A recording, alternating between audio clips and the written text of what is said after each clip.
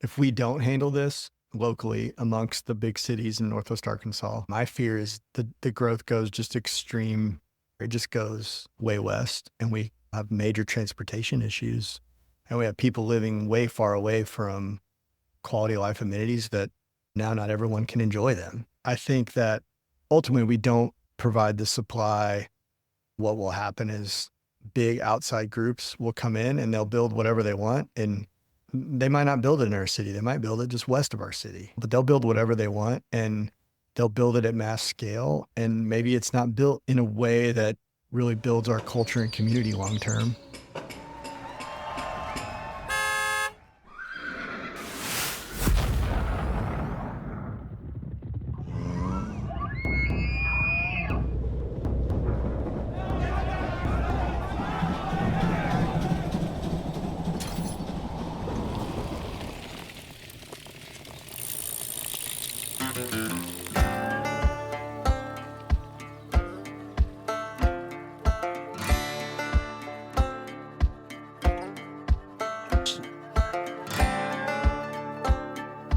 You're listening to The Underview, an exploration in the shaping of our place.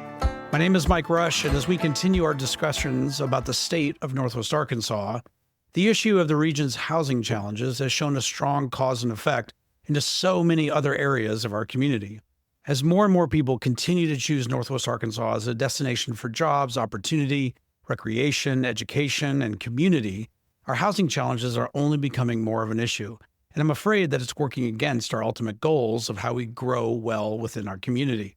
The solution may be complex and it may not be clear at times, but without question, the prevailing opinion towards city planning must be towards more creatively building downtown core areas that bring and hold more people closer to the city core.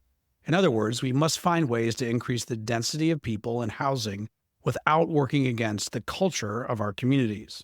We've talked to planning commissioners, city council members, housing nonprofit advocates, organizations working to train and empower developers, school superintendents, and more about the work they are doing to help solve housing issues so that our region will continue to thrive. However, we have yet to sit down and talk to a developer who is making decisions about what to build, where to build it, and who to build it for. So today, I have the privilege to share a table with Jake Newell, the CEO and founder of Newell Development. Jake has been focused on building a diverse development portfolio of single-family and multifamily housing, mixed-use buildings, and offices, all focused on being built in locations that are walkable or bikeable.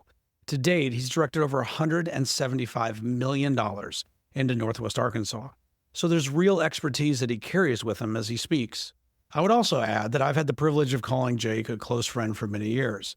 However, his approach to development has truly been a new discovery for me. The more I have learned about the shaping of our region, the more I realize that Jake has been on the forefront of implementing many of the needed options for addressing our housing needs. So sit back and listen, lots to cover, but I think you'll find some great wisdom and opportunities in what Jake has to share. Jake, thanks for sharing the table with me today. I'm really thankful to be able to sit here with you and have an opportunity to talk through the work that you're doing and the impact that it's making in our communities. Welcome. Mike, I'm super grateful and excited to be part of the conversation with you. I think the conversations you're having are super important, and I love it. Thank you, Jake. Let's start with your story. How'd you end up here? Northwest Arkansas. How'd you end up in this world? I'll be brief. I grew up in outside of Nashville, Tennessee. My family relocated to Central Arkansas. Went to high school there. Ended up at the University of Arkansas, and minus a couple short stints in Colorado, have lived in Northwest Arkansas since 2000 and have been in downtown Bentonville since 2008. So love living here. I can't imagine really living anywhere else right now in Northwest Arkansas than where we live. And it's a great community. I know we'll get into it more, but yeah, that's how I ended up here. I think one of the things that I love, and I've been watching you do the work that you're doing for, I feel like, a long time, although I'm becoming more familiar with it, I think, with a lot of these conversations, is this centeredness on creating place and what it looks like to look at this community in a way that maybe someone else has not looked at it before. And so I'm curious, when you think about Bentonville or you think about Northwest Arkansas, what does that trigger in you? What does this place mean to you?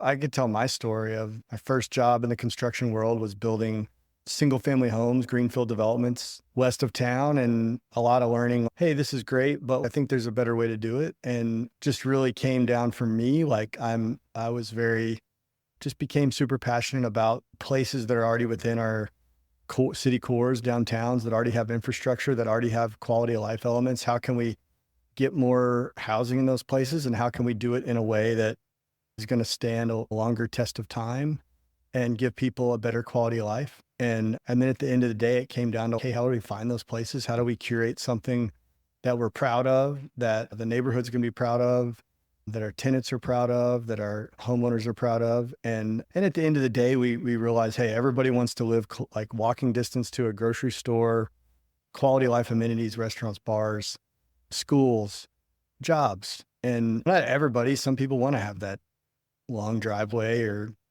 out in the woods, or some people want to be outside of town. But I think we saw a growing demand in Northwest Arkansas, and the work I've been involved in Fayetteville and Bentonville for folks wanting to live a very urban lifestyle. And that's the one I live. I love it. I'm on a e-bike or a one wheel daily. I love active transportation. So I love not driving a car to work.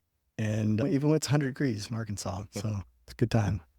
Tell me about what you remember of your place, like growing up. How did, like, when you were young, or maybe some of your earliest memories of what it looks like to, to feel at home or to feel a belonging to a place? I think, growing up, my best memories growing up in Nashville, Tennessee, outside of Nashville, were a creek in our backyard. And it was like it was the spot. And I think we played in it every day of the year. And I think that spot and that back porch, and that probably the first place I learned like about a sense of community that definitely carried into where I am now. I think the real reason I love what Newell Development and our company and our team has done over the last couple of years is when I'm like sitting on the back patio at Peddler's Pub and I see folks that we built units for out riding bikes with see them leave their house with their kid on a bike, or just leave to commute. It's cool to see, or leave for a run. Like we created something where people can live an active lifestyle, healthy, they have access to things. And to me, that's where at the end of the day, I'm like, okay, that's why we do it. But you have a personal connection to this. I think for me, I'm really curious, as you think about forming and shaping a place, you're living in this place that you're a part of shaping. And so when you think about that, like, what are the values you're trying, what do you Sometimes hold on to? Sometimes it's not that fun. Okay. No, it's always fun. No, it's always fun. But yeah, there are moments. I think for me, it's how do you, like, give you some specific examples of, like, when we were looking at a site, how do you build the Howard just off the square? Was one of the larger projects we built. It is the largest project we built. First project we built that had an elevator that was 4 stories. And it was like, how do we build this building that has some Ozark vernacular, but it's modern?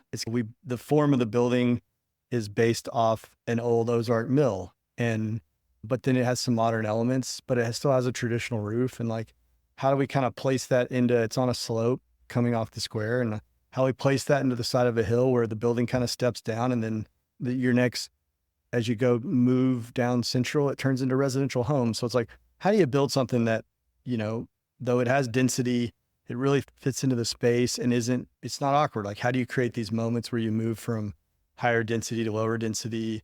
And there's what I've learned, and I am not the brains on that. I've brains behind that part of the operation. I've been really lucky to like engage with friends that are architects and civil engineers and landscape architects that have really helped me just gain a lot of knowledge of how we do that. And most of the time I leave it up to them. But I think, that is like, there's just thoughtful ways to look at development. I think when you look at it from the angle of what's best for the community, and that's a hard question sometimes, but I think in our story, how do you create density while still maintaining a sense of place and a community without just a massive concrete structures and that don't really fit the form and the nature of where we are? Just when we back up, you're getting ahead of me.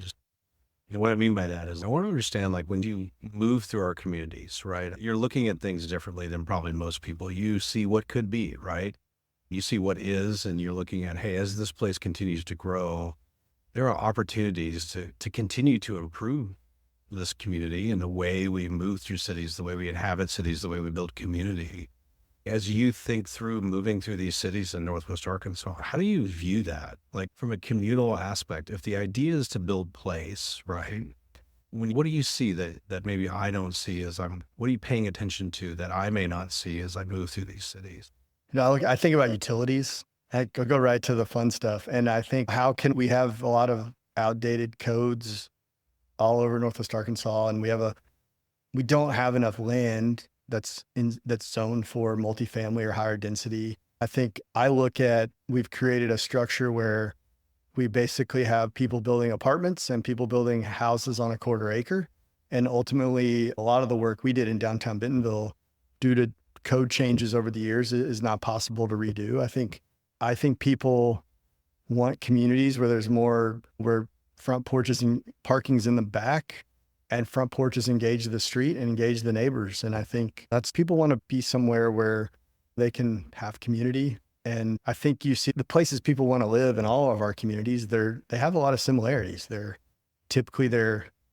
have a great location close to quality of life amenities, but also I think if you look at the neighborhoods where most people want to be, there's clearly a communal element that's drawing, and it might maybe not be the front porch, maybe it's the park, but there's some element that's drawing that community, the surrounding neighbors into community. And so I think as I move forward, I think one of the things I'm passionate about is, like, in the past, we've done a whole lot of, let's put these apartments over here, and let's put this size of house here, and let's put this bigger house here.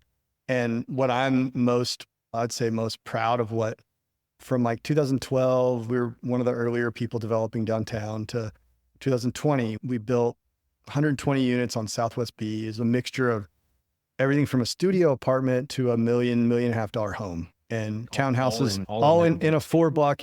We had a $700 a month studio apartment next to $1 million home. And that's beautiful to me. It's like we have everybody on the same street. Everybody's walking to the same pub.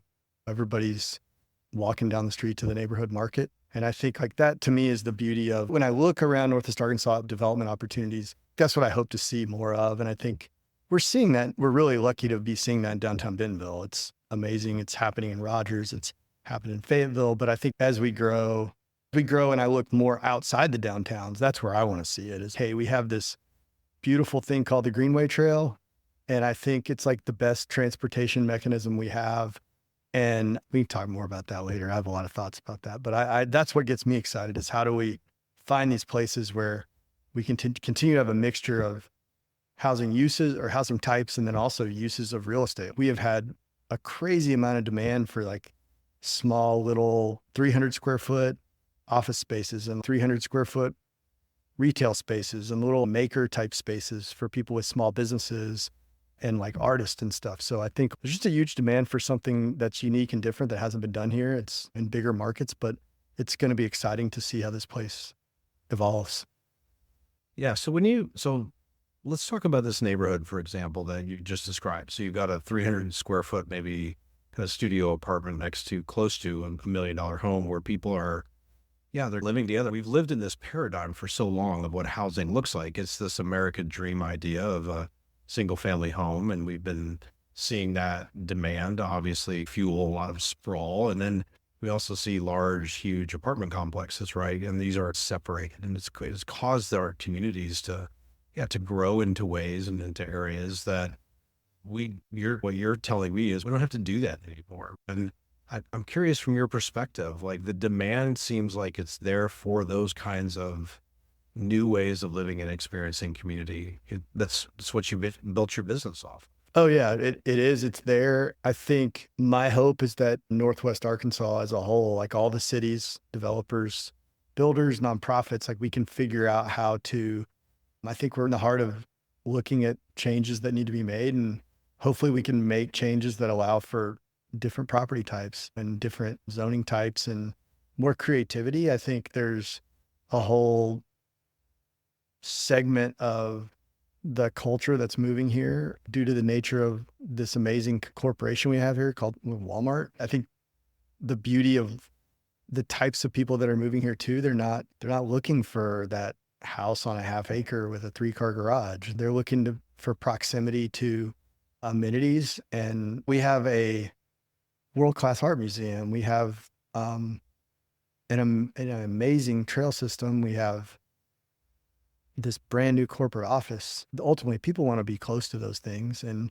we are seeing a large amount of our tenants and homeowners just don't own cars, which blows me away. I mean, we have a pretty significant number, and it's something I would think happens in 5 to 10 years, but not today. And it continues to blow me away that people, there's a whole demographic of people in Northwest Arkansas, particularly Bentonville, I think because of the corporate influence that are coming here from international places. And then you have people moving here for the bike. And we see it in our apartment complexes. We have people that moved here for that reason. They commute every day. And I think it's been fun to watch that evolve. As you look at this region and these communities, you're not looking at what's happening right now. You're looking 2 years out, 3 years out, trying to plan where the demand is and where we're going. And Yeah. really curious what either happening or not happening that's going to influence what this community looks like in a few years. Yeah. Right now, I think my biggest fear, well, I've got bigger fears, Mike, but my I'll get to your fear I have for Northwest Arkansas is that when I look around, and we're part of this too right now, is like interest rates are really high. It's been hard to start a lot of projects, and I have a lot of developer friends that are sitting around. It's just it's a hard time to get financing. It's a hard time to raise equity. And I think even though like Northwest Arkansas, we're on fire, people are moving here like crazy. And I think the housing demand is here. And then with all that's going on nationally, it's a very hard time to start projects. My fear is in 2 years, we look up and the current projects that are being built and almost done get stabilized. And you look at how many projects have not started. My fear is, 2 years from now, do we look up and we have another massive, ramp up in rents and ramp up in real estate prices because this high interest rate environment caused a couple of years of very low housing. Well, we started lots of houses, but I'm talking more on the multifamily side and commercial side. Are we going to look up in 2 years and demand has gone through the roof still, supply is low, and we have this rent increase like we did during COVID where everything went way up? And that I see that could be debilitating to us from the standpoint of making it harder for people to move here.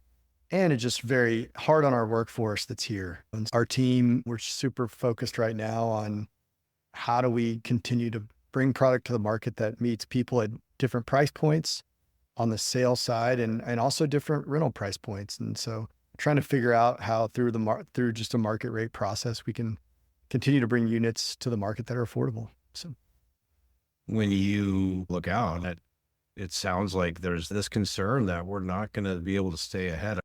Like a lot of the conversations we've been having is like, how do we catch up with demand? Oh, we're way behind. We're already behind. We're just going to get farther behind. When you look at the horizon, do you see a scenario if something doesn't change? And we can get into what those things need to be maybe here in a second. But if we're behind now and the 2-year outlook is that we're still not keeping pace to even meet that demand, is that a fair assessment of what you're seeing? That's how I feel. And, there's a lot of this that goes on.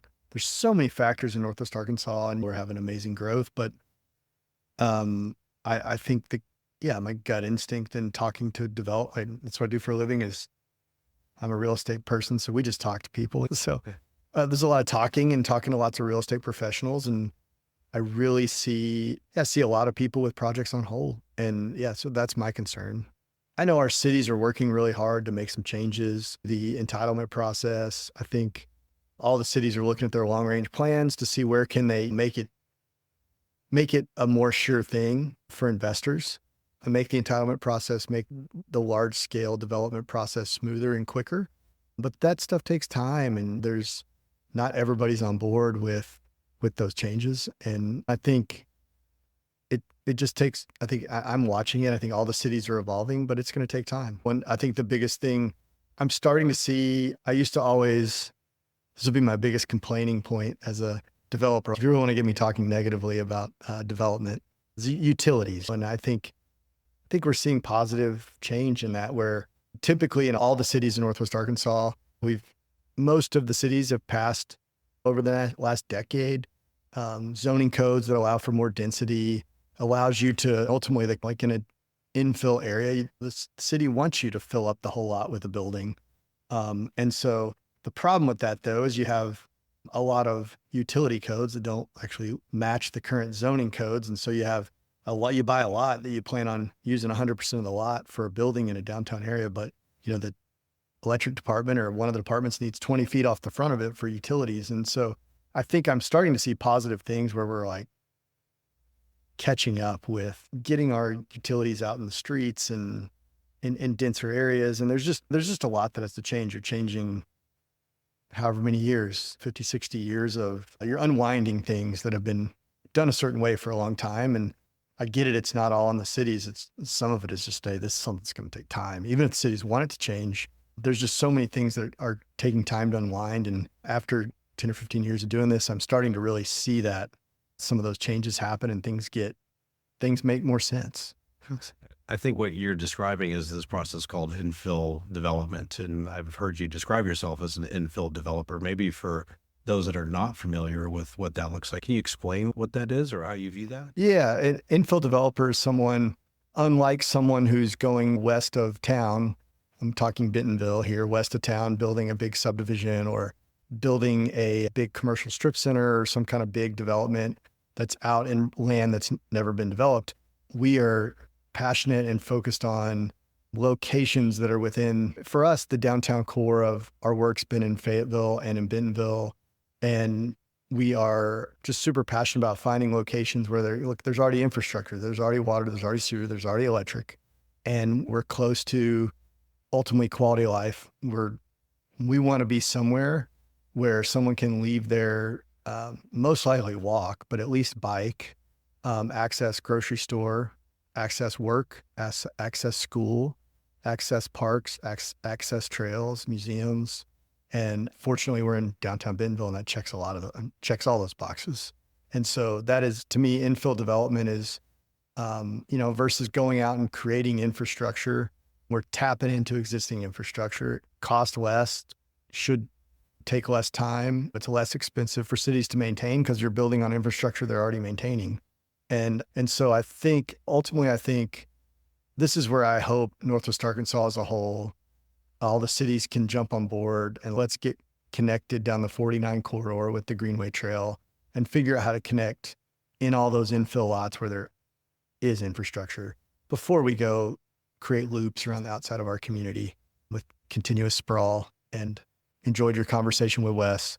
It was really amazing to hear someone from the farming community really get on board with infill development, and I got to reach out to him sometime and have lunch with him. Wes will give you a ride in his truck around his property. That sounds great. It's a great experience. Wes is a good man for sure. As you think about this infill development, though, it really requires a pretty good partnership with cities, municipalities, elected leaders at every level of our community, if I understand correctly. And so what does good partnership look like between developers who are wanting to do this and our cities as they think about growth and planning as well, too? I think at the end of the day, a good partnership is one where a developer really does care about the neighborhood, is not there just to extract and get out and go on to another community. And I think we've been really lucky in downtown Bentonville. We've got a great group of developers. We all live here. We're all focused on this place. I think it's been interesting to watch it evolve. I think Bentonville, unlike even some of the other towns, the demand to be here has evolved so fast. In 2012, we're building houses and we see this massive demand for people want to be here. And so it's been interesting to watch. I think Bentonville, the planning department has done an amazing job. We've had a lot of great conversations over the last couple of years with Tyler, and the process of going from, hey, we were building just single family homes here. Now we're building like 4 or 5 story apartment buildings here. Developers are doing it in a way where I think it really does fit into the community. And I think it fits into the downtown. And I think it's a constant juggling match. I think sometimes infill development's actually harder because you're building really close to neighbors. And sometimes it's just like anywhere people have been in these places a long time. And infill development can be very challenging. From the big picture, you're like, oh, that should be easy. You're just plugging into the existing grid. But many times as infill developers, you run into lots of challenges. Usually there's outdated infrastructure. outdated stormwater. And so we've rebuilt a lot of that in downtown. And I think that's one of the places, like I look forward to more conversations with our cities. I think our cities could get real strategic on replacing infrastructure in infill locations to attract more infill development, to attract development to a concentrated area before we keep sprawling. And yeah, it's one of my hopes for the region as we grow. As you're talking about what kind of the future looks like for the next few years and what the outlook looks like and trying to catch up, it takes an incredible amount of collaboration with the cities to be able to do this, to almost fast track it in some ways. Do you feel like we're having the right conversations about how to do that? Or do you feel as a community, we say the city, but the cities are elected leaders who are there to represent everyone's views, but do you feel like we're able to come together in a way that's going to meet that demand? Are we moving in the right directions? Are we working? Are we looking at the right things to make sure that we're going to maybe try to figure this problem out? So I think I'll speak specifically to Bentonville. I can't really speak to other communities at this point. All my time's focused on Bentonville. I think, yeah, we are moving in the right direction, but do we have it all figured out? Absolutely not. I think the pushback we had recently on the affordable housing project with the school district, I think that to me is an example of we got a long way to go. So I think, are we moving in the right direction? And we're having way more positive conversations than we've had in years past. Yes. But do we have it figured out? No. And I think my hope, and I've said this to you before, my hope for Northwest Arkansas is we can figure it out now. We have this community where 90% of the people drive into town to work versus live here, and the development just goes to way out. My hope is that we figure out a way, like we have enough land. It's Northwest Arkansas. We have enough land in the core to grow a whole lot in the core before we go east and west. And my hope is that we can concentrate that growth in the 49 core in and around our downtowns before we keep sprawling. When you think about the growth that has been happening, and you're talking about, hey, there are local developers here in Northwest Arkansas in Bentonville that care about our community and know our community. How do you hold on to that? Is there fear that changes? You mentioned you've got people coming in from outside of our region who are looking at this maybe with different eyes as more of investments and more growth and not as concerned or tuned into the communities that we have. Yeah, Mike, I think an answer to that would be we've got a great real estate and development community here. A lot of people that are from here that spent their whole lives here doing really good work. And I would say my answer to that is I think if we can all get on board, the cities, and get the right plans in place, then even if outside capital, outside money comes in, outside development, that they follow our plans. I think if we can concentrate efforts to say, hey, this is the product we want, this is how we want this done, I think we have a better shot at not losing our place, our culture in Northwest Arkansas, growing in a way that's active transportation friendly, cycling friendly. I think if we don't all the region get on board with a plan, then it'll go extreme west, extreme east. And I think the reason I'm passionate about it, not it staying in the core, is I do believe, look, affordable housing it's a challenge. And I really believe not just certain socioeconomic types get to live in locations that have a good quality of life. I think the thing that drives me and the thing that drives a lot of developers is how do we create multiple types of product for people across the board where it's not just different groups are segmented here and there, but how do we build product that everyone can live in a great location? A story of how do we not become an Aspen or these other big cities that have basically pushed all the workforce 30, 40 minutes down the road. And I think that's what I think is exciting to me about what we have, the palette we have of Northwest Arkansas is I really do think we have the opportunity to create housing for all demographics located close to the cores. And so that's what I hope our efforts with local politics and city governments, I hope hopefully over the next decade, we really see that come to reality. As I hear talking, I hear this kind of duality between we've got to understand this as a city, but there are market forces that are there that are saying this is what we can do or we want to do or we will do. And like, how do you think about what the market can do, or maybe should or should not do, versus where we are as a community and our own understanding of even what we want, if that makes sense to you? Yeah, that's tough because and every developer is different, and every developer is developing a different product. And I'm not the guy. I'm not going 20 miles west of here and putting in a neighborhood and farmland. Some of those guys do really great product and I have a ton of respect for them. And I think it's really, look, the market's going to drive it at the end of the day. There's definitely supply and demand's going to drive it. If we clearly have a low supply of a lot of real estate, and even though with high interest rates, things have slowed up a little bit, the demand's still there. People are moving here. I think that's and ultimately every city's got a little different view on how the growth should happen and their strategic plan and long range plans for their community. I think that's the challenge. I think at the end of the day, it's leadership. It's cities have to have strong leaders that say it does not matter how much money is invested by developers for quality projects, unless city has strong leaders that'll step up and say, at the end of the day, cities have to create a plan and stick to the plan and execute. And I think at the end of the day, if the cities in Northwest Arkansas can create appropriate housing plans, appropriate long range growth plans, appropriate zoning codes, and they can stick to them and not let policy and zoning codes drive growth versus the amount of neighbors showing up because they don't want things to change. But at the end of the day, hey, we're changing, and it's how do we change smart, and how do we work together, and how do we create a sustainable neighborhood, sustainable region where people want to live. And I think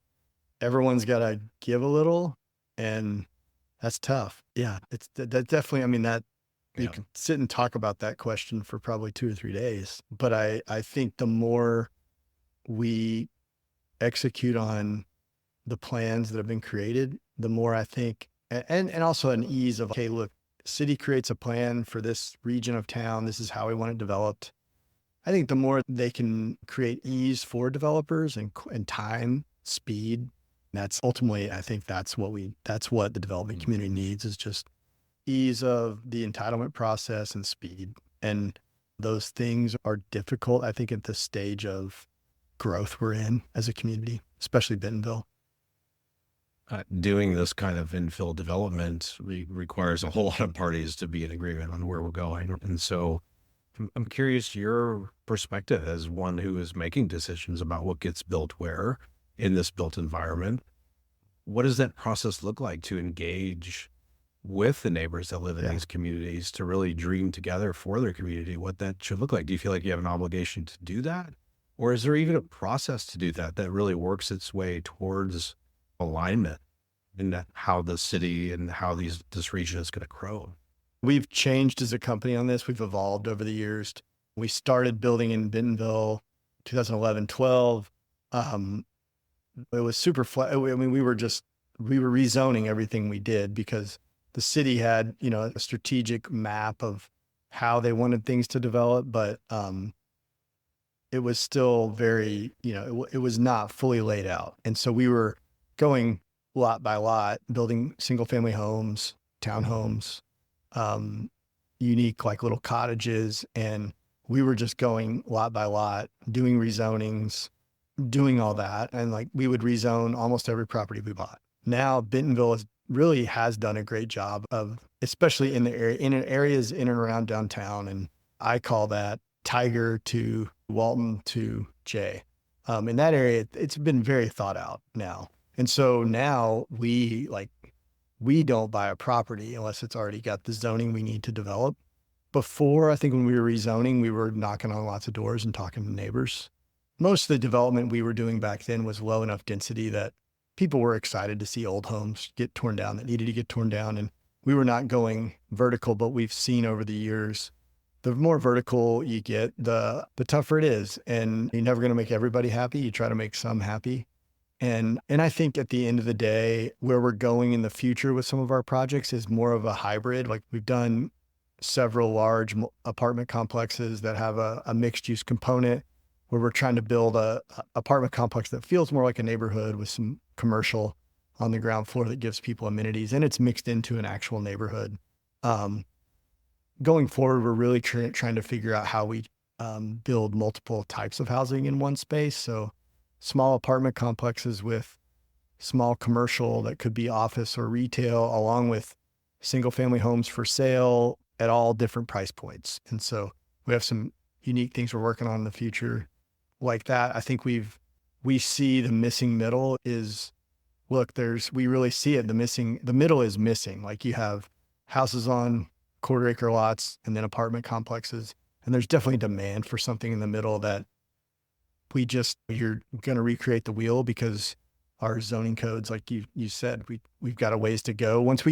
There's definitely a place for the missing middle in the downtown core and the zoning that's there. But the second you get outside of the downtown core, when you move very far away from the core, it's harder to place it. And so we're excited to work on those projects and really try to, again, bridge different price points, different stages of life. I think it's been beautiful to see in our downtown apartment buildings. I mean, we have retirees to young 20s to young families. And to me, that's another thing as a developer like that. Those are the kinds of things that get me excited to go to work, are seeing your properties become active with all different types of people.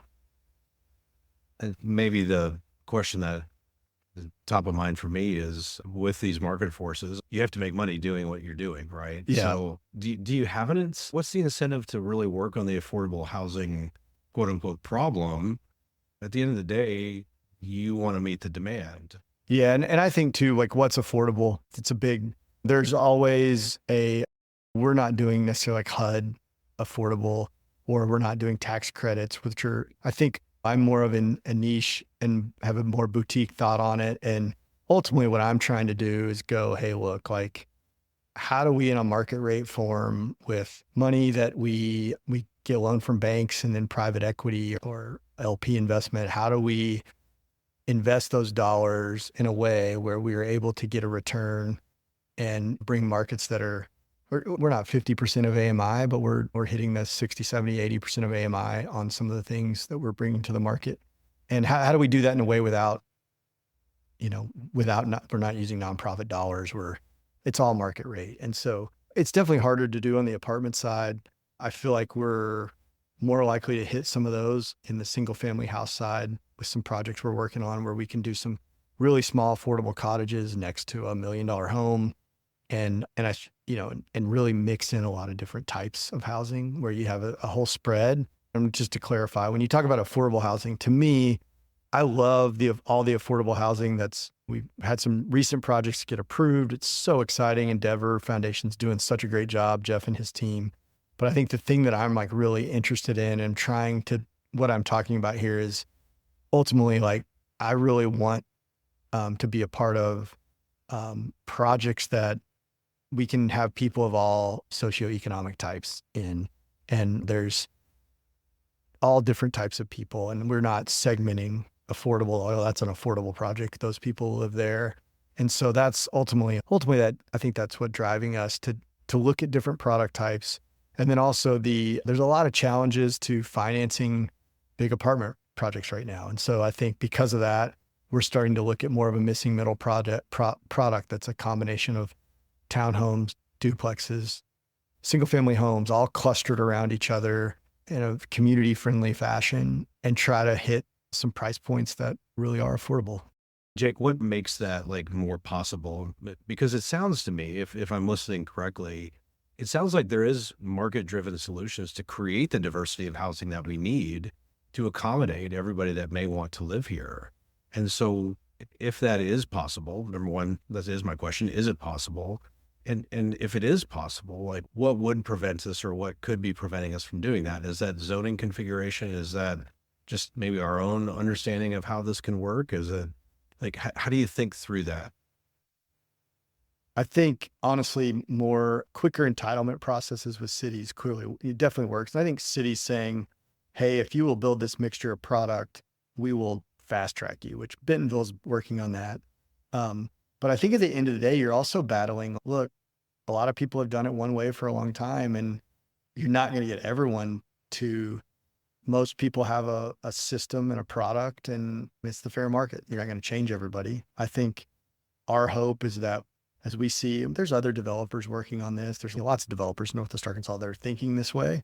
There's a whole movement of people. And I think that hopefully as we get more projects built, we get more traction, we can prove, ultimately you're proving to the market that, hey, like people want to be in that subdivision. They're okay with They're okay with living on that smaller lot. They want to be in a neighborhood. I think the more we can create neighborhoods that aren't about the car, aren't about a big 2 or 3 car garage, that are more about neighbors interacting, that have different product types. And I think we can show that it's been done. I think about the places that are really unique to visit, that people go on vacation to.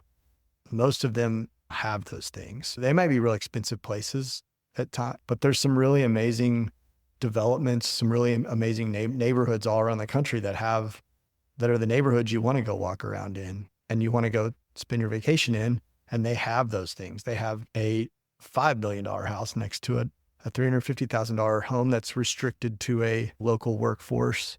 There's communities around the country that are doing this really well. And it's how do we implement what they're doing? How do we, ultimately, I think we're changing the way things have been done. And I think the more we have a demographic moves here that is not concerned about a large lot and a larger house and a multi-car garage, I think that the more the market changes, and the market will change. And I think from the statistics we see, most of the people moving that we talk to in Bentonville, not just statistics, but just the communication we have with potential tenants and home buyers, they're not moving here for a big house outside of town. They want to be close to the core. They want to be close to their job. And most of them are moving here to take part in the outdoor lifestyle that we're so fortunate to have here. And yeah, I think at the end of the day, like the market will probably change it, but it just takes time. What are we missing as a community if we don't see this opportunity? I think we miss the connectivity. We look up and we're like any other city we don't want to be, where there's a big loop around town and the housing goes out, and we have a bunch of vacant land in around our core where people could live, but there's no development. And I think ultimately, like you talk to every city that's happened and they all say we should have just put in a lot more infrastructure for developers and kept it here. And so I think hopefully we're able to load the 49 core and the core of our downtowns up with really great infrastructure over the next decade and keep that development close to quality of life and clearly the reasons that people are moving here. Is there anything specific that maybe we're not doing that we should be doing to make sure that happens? Or obviously we don't want to wake up 10 years from now and realize, gosh, we should have been focused on that, back in 2024. Like if you could wave a wand and say, we really need to do this. It's kind of loaded. I'm going to let you can go wherever you want with it. If you could wave a wand and say, if we did this, we could really take advantage of the growth in this community. I think cities just have to be bold and say, hey, we want this development in here, and we want it in this part of town, and we want it here. And we're willing to help pay for the infrastructure. We're willing to help developers get to the market quickly. And then I really think ultimately that's what it comes down to. It's if developers go, at the end of the day, developers, we're a lot like every other person in the world. We're going where it's easy. Developers, real estate professionals, we go where it's easiest. And so I think a lot of why there's mass demand for housing. And you know what? Sometimes it might be much easier for a developer to just go build 100 lots, 15 to 20 miles that way. And it's just easier. And so I think we have to think as a city, and how do we get what we want out of the private development community by making a certain tract easy for them. And I think we have to look at what does the market want and how do we work with the developers. It's not dictating, hey, go do this, but I think there's definitely some alignment between what does the market want. I think we have to find that alignment. Like, what does the market really want? And What are developers willing to do? And then how as a city can we just make that easy for them?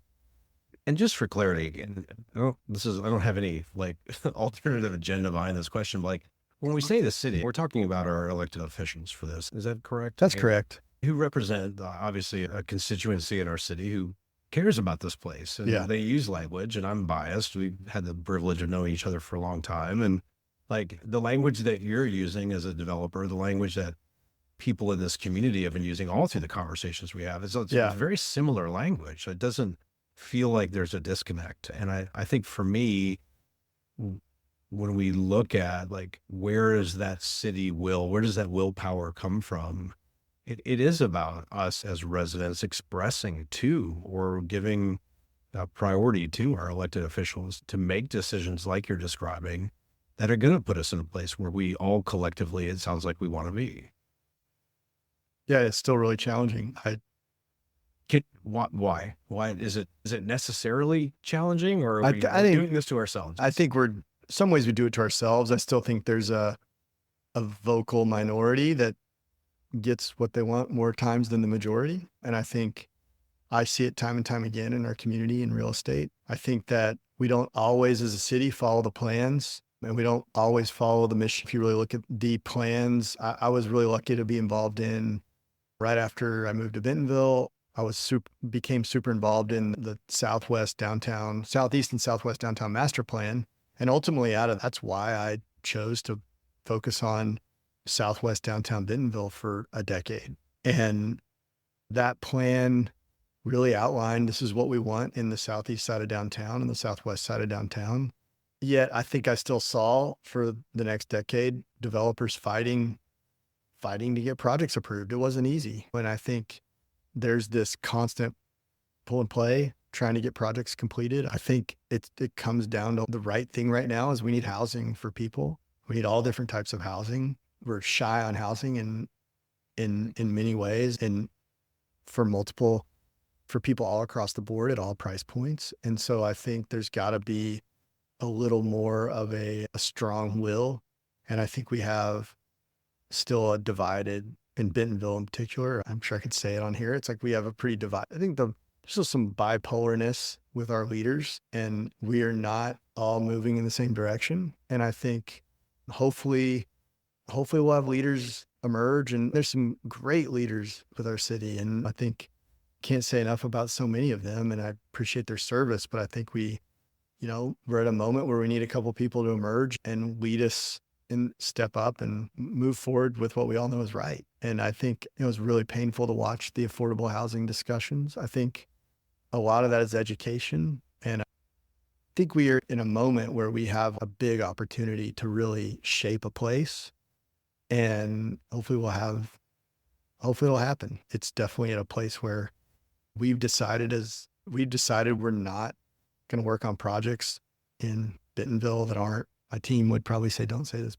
projects that aren't fully entitled. We're not going to go it's just too much of a wild card right now. You don't know whether a project's going to get approved or not approved. And I don't say this it doesn't have anything to do with the city departments. It's all politics. The departments are so helpful, but you still could get to the city council. And I think our city, we need the alignment between the planning commission and council. And maybe that's tough to say, and I shouldn't have said that, but yeah, we just need to, for me, being involved in that Southwest Downtown plan over a decade ago and seeing all the plans, go through the files. We've spent millions of dollars on consultants to come in and tell us how we should integrate our bike and pedestrian plans and how we should develop. And I think that the plans are there. Let's go execute them. And I think that's where we're at as a city is let's really execute it. What does it really mean to execute? Jake, when we think about the ways that the community is growing, if we are behind, right, and we're not posed to when we look 2 years out, we're still not posed to maybe catch up. Yeah. And we need to have alignment and leadership within the city planning, or the city council aspects in order to catch back up. What happens if we don't do that? What kind of market forces enter the scene or could enter the scene if we don't do this and handle this locally? Mike, I think if we don't handle this locally amongst the big cities in Northwest Arkansas. My fear is the growth goes just extreme, not even in Bentonville proper. I think that ultimately we don't provide the supply. What will happen is big outside groups will come in and they'll build whatever they want. And they might not build it in our city. They might build it just west of our city, but they'll build whatever they want and they'll build it at mass scale. And that gets absorbed out somewhere. And maybe it's not built in a way that really builds our culture and community long term. I think we can all look at big cities that we don't want to be like. And so I think that it's important for us right now. I think especially from, what are we, 600,000? From 600,000 to 1 million, I think now's the time. I think we can really create a framework so that when we do hit 1 million, and 1 million seems to be the magic number. Like from a metropolitan statistic. Yeah. What happens when we million? When we hit 1 million, then we're on everybody's radar and people will be here. Investment in all kinds of businesses and real estate will really pick up at 1 million. And for whatever reason, those guys just like that number. And I think when we hit that, I think from now to 1 million, we have a huge opportunity to create a framework so that then we control the outside capital, the call them extractors, if you will, the folks that are just here to make money, that caring about our community maybe isn't at the top of their mind. It's more come in and make a buck and find the next hot spot. And so I think if we, like I said, call it framework, get our canvas outlined, I think this place could grow in a way that's really magical. It already is a magical place. It's a great place, but I really hope we continue to grow in a way where, the core of Bentonville, the amenities that we all love, are accessible to everyone. We've talked a lot in here in Northwest Arkansas about really this, I would say the word crisis of affordable housing. Is it just affordable housing where we're having an issue? It feels like what you're describing is actually bigger than that. No, I think it's all product types, all price points. Yeah. Jake, one of the things that I really appreciate with the mission statement that you put on your website, and you've spoken about it a little bit, but I want to hear about this a little bit more. You talk about how you believe in place, you believe in community, and communities thrive when diverse people come together to live and share ideas. Unpack that for me. What does that mean? You're creating spaces for this to happen. What do we benefit? Mike, for me, it's not just like we create this place for these people of everybody's same income, same stage of life, same age kids, but color of skin. Yeah, same color of skin. Yeah. But it's a place where, look, there's maybe different price options across the scale. There's also different product types where you might have a couple in their 70s, and then you have a full family, and you have folks that move. Bentonville, we're so lucky to have such an international community, and you have a family that just moved here from India and a family that just moved here from Europe. And all of a sudden you look up and everybody's in the courtyard of this property grilling. And I think, to me, that's the beauty of, it's the beauty of creating real estate product that's thoughtful. It's curated in a way where you have different offerings, and you could have that kind of group of people come together. And I think for me, I've said it in this interview before, but I think, how do we create a framework for this place that continues to do that? And I'm seeing it. It's beautiful. There's developers in the southeast part of downtown. There's developers in the northwest part of town, downtown Bentonville. We have people that are doing that. And I think as we grow out and we add all these people, how do we continue to do that versus just creating buckets of segmenting homes and product types? So that's what I get most excited about. That's what I hope. Jake, as you describe the types of housing that are really available or could be, people without a car here, which seems to me like I've grown up here my whole life. It feels so foreign, but especially the past couple of years, like I don't find myself, like, if I can avoid driving my car, I'm going to do everything. But I live in a place that facilitates that. So as you're thinking through this idea of infill development and where people want to be, this conversation about active transportation becomes really important to your investment decisions around where properties go and what they look like and who can live there. I would love to have you explain how you feel about the I say necessity, that's my bias maybe, but Like, how do you feel about this ingredient of these active transportation conversations that we've been having as a city? For me, first of all, I love the bike. And I think there's a component to mental health. There's a component to happiness, to a commute on a bike versus sitting in a car. I'm super passionate about the Greenway Trail.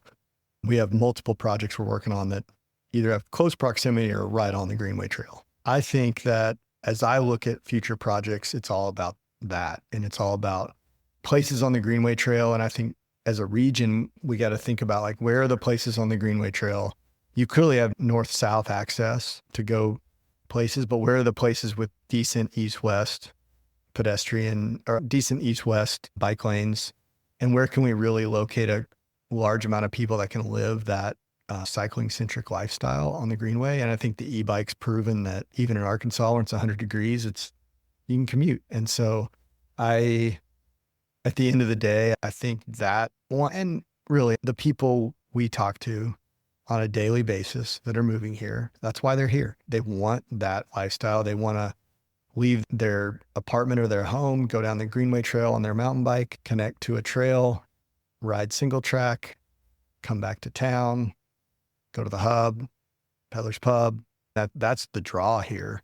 And so I think not only that, but then I think there's the component of just transportation. It replaces potentially the health benefits, the quality of life benefits, and the amount of people that I'm meeting that have an e-bike and a mountain bike and then don't have a car. If it rains and they got to go somewhere for work, they're going to Uber. And I think that hopefully that we as developers and cities can continue to activate the Greenway Trail. And I think the more we activated it, the healthier community we create ultimately. Yeah, I feel like I'm a little late to the bike as active transportation conversation, right? I've enjoyed it recreationally. It's been life-changing. But the more I lean into what you're describing, and now I'm in this place where I don't know if I could live somewhere else where that wasn't part of what we're doing.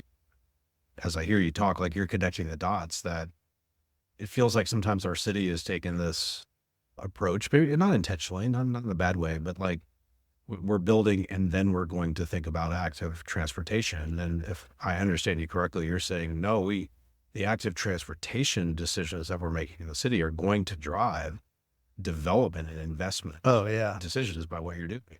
Yeah, absolutely. I think where we build east-west bike lanes could be across Northwest Arkansas as a whole. And right now it's unbelievable. I rode some connector trails that I didn't even know existed on the Greenway in Rogers the other week. It's unbelievable the access we have to the region on that trail, on the Greenway Trail. And yeah, I think that's got to be top of mind for cities. And yes, some people are going to have to drive kids in different schools, and not everyone's able to do that. But I think as we continue to grow, I think the amount of people moving here for that is just going to get bigger and bigger. And I think it's such an amazing amenity we have, and just hope we can keep placing people close to it. Yeah, same thing, Mike. I live, not far from here. I ride my bike every day, sometimes one wheel. And I can't imagine not being on a bike every day. So. Well, Jake, I would love, I've asked everybody this question, and I know you've spoken to your fears a little bit, but maybe to ask you a little bit deeper, like what, within the scope of, the work you're doing, but within the community, clearly you care about, what are your fears for this place? Mike, I think that now my biggest fear, I've spoken about a little, but I think my biggest fear is that we don't make decisions. We don't stand up for what's right. We don't move the needle. We don't lead. And then time goes by and maybe we get the core right, but we don't get the connection of the Greenway Trail to the next town right. And then I think we leave it up to people that aren't from here, that are from another part of the country, or to come in and decide what they're going to do. And I think, like, again, that's my biggest fear for the community is I think we've got a lot of the downtowns, we've got it right and they're going to fill in. But I think as we look bigger than the downtowns, and how does the 49 and the Greenway connect these communities? Like, how do we really do this in a way that is beautiful and isn't done by someone that just is going to come pump out some cheap product and get a return on it 2 years later and move on to another city. And to me, that's my biggest fear. Not my biggest fear, but fear as a developer. Fear is someone who really cares about the landscape of our communities from a real estate development perspective, from a city planning perspective. That's my biggest fear. The foundation of all of these conversations is really this idea of community wholeness, that we together are building a place and asking the question, what do we want it to become? You're in the driver's seat in a lot of those areas, making decisions about what community looks like. What does community wholeness look like to you? That's another good one. I think that community wholeness is, again, like we've had this conversation about diversity, about inclusion, really within real estate. I think community wholeness in the field I work in means curating, I'll say use the word curating place, but that's our mission, curating places where we have diversity and we have different people from different backgrounds, different stages of life that are able to live in a place with quality of life amenities and enjoy community. I think that wholeness comes from not segmenting these people here and these people here and these people here as we've done in real estate for the last 50 years. But it comes from like, how do we do this in a way that's healthy for everyone and everyone gets the benefit of a quality of life? I think if we look up in 10 years and we're always going to have neighborhoods built certain ways and this and that. But if we've got like 20, 30% of our housing stock built in that way, we'll be doing really good. And we'll have a very inclusive group of real estate projects in the region that really bring diversity together. Jake, I'm incredibly thankful just for, sharing a table with me, for your time, for your insight. You've had the privilege of being friends for a very long time. And so I'm for you and I'm biased for you, but I also think I've learned a lot over these past conversations about what it looks like to move towards this idea of infill development and how it forms and shapes communities. So thank you for what you're doing. Thank you for speaking in this conversation, and keep doing what you do. Thanks, Mike. I want to say I really appreciate how you put people in a room to support each other. And I love what you're doing with the podcast, and thanks for having me. It's been a privilege. Thanks, Jake. Well, thank you to Jake for his time and the insights and how our community is being shaped from the viewpoint of one who is striving to meet the housing demands. Jake's work emphasizes incorporating diverse housing choices and price points to build an even more inclusive community. Addressing these challenges are complex, but Jake and his team and their story demonstrates that there are viable ways forward. However, progress requires clear and consistent policy alignment with regional municipalities. And while market-driven solutions are possible, current policies seem to be preventing developers from fully capitalizing on these opportunities. That leaves a gap, and that gap necessitates intervention from other entities like the Accelerate Foundation and the partnership they have with Bentonville Schools. And although these initiatives are making progress, they are limited by the funding sources or the charitable requirements from meeting the full market demand. Back in February, after the Bentonville City Council narrowly voted against rezoning for the Bentonville Teacher Housing Initiative, Jeremy Goucher, Newell Development's Director of Construction Services, he wrote a letter to the editor of the Northwest Arkansas Democrat Gazette to express his disappointment in the City Council's vote. I'll include a link to that letter in the episode notes. But to me, this shows how deeply invested Newell Development is in addressing the region's housing needs. They supported housing solutions even when they didn't directly benefit from them, highlighting, in my opinion, their commitment to the community. I think our cities would benefit from forming partnerships and creating policies that encourage developers like Newell Development to continue investing in comprehensive community solutions. And for our next episode, we're going to explore the other side of this conversation. We're going to discuss the subject of equity.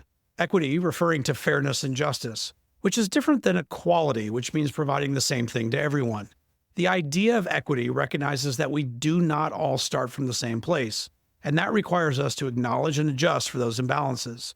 So to dive into this topic, I have the privilege of sharing a table with Emma Willis. She's the founder of Impact Period. Emma has dedicated her life to fighting for equity in our systems. you have to have community before you can have belonging, because community solidifies it. If the 10 people standing around me are at odds with me, I don't belong here.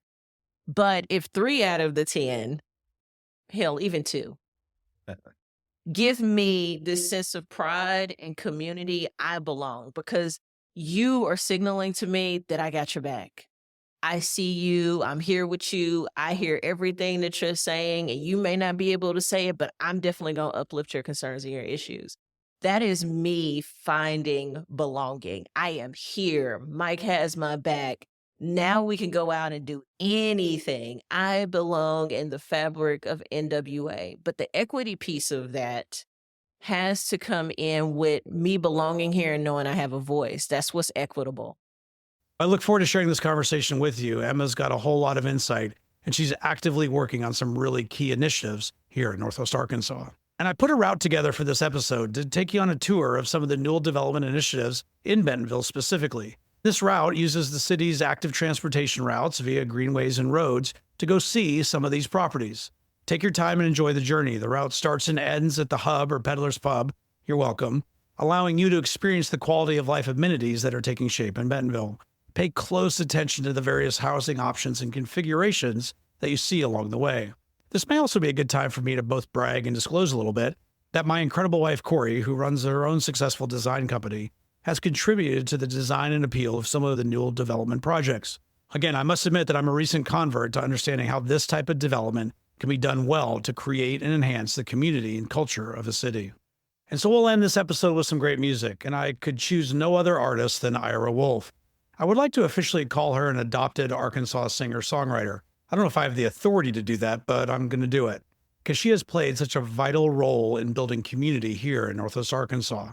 Whether it's through her consistent presence at city sessions, the Home Sweet Home Festival, or in Jake and Jennifer Newell's living room on a quiet Sunday morning with friends, Ira has become a beloved part of our local culture. So, Ira, thank you for being an incredible part of our community and for being an exceptional artist and storyteller.